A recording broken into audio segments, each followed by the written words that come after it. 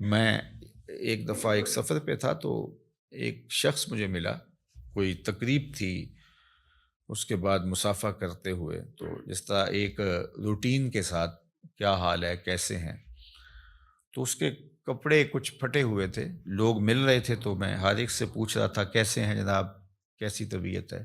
تو میں نے جب اس سے پوچھا تو اس نے کہا اللہ کا بڑا کرم ہے. جب ہاتھ اٹھایا تو یہاں سے اس کی قمیض پھٹی تھی، لٹک رہی تھی.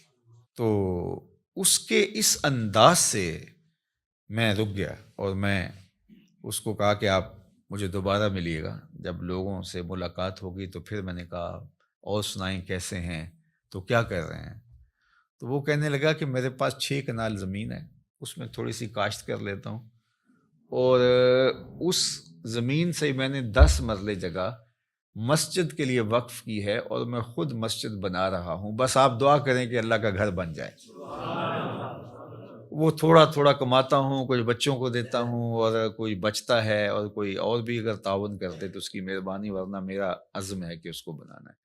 تو وہ کوئی عالی شان دنیاوی اعتبار سے تو نہیں بنے گی، لیکن جیسے بھی تو میری بس آرزو ہے کہ میں زندگی میں مسجد کو مکمل ہوتا دیکھ لوں بس. اب اس نے ہاتھ کھڑا کیا تو یہاں سے پھٹی ہوئی قمیض لٹک رہی تھی، لیکن ایسے ہاتھ اس کا اللہ کا شکر ہے. میں کہتا ہوں یہ شہنشاہوں کو بھی نصیب نہیں ہے، جو چین کی نیند اس سے آتی ہوگی کسی اور کو آ سکتی ہے. تو اللہ پہ اگر آپ راضی رہنا سیکھ جائیں تو پھر جس حالت میں ہوں گے تو اللہ آپ سے راضی ہو جائے گا. اور اگر نہیں سیکھیں گے تو اربوں خربوں کے بعد بھی وہ بعض کروڑ پتی ارب پتی ان سے رواجن ہی پوچھتے ہیں جناب کیسے حال ہے، وہ کہتے ہیں چل ہی رہا ہے، اور وہ کہتے ہیں اللہ کا فضل ہے. تو اس کے چہرے کے اوپر پھیلی ہوئی خوشی، اس کی جو باڈی لینگویج ہے وہ بتا رہی ہے کہ یہ شخص کتنا خوش ہے اپنے رب پہ.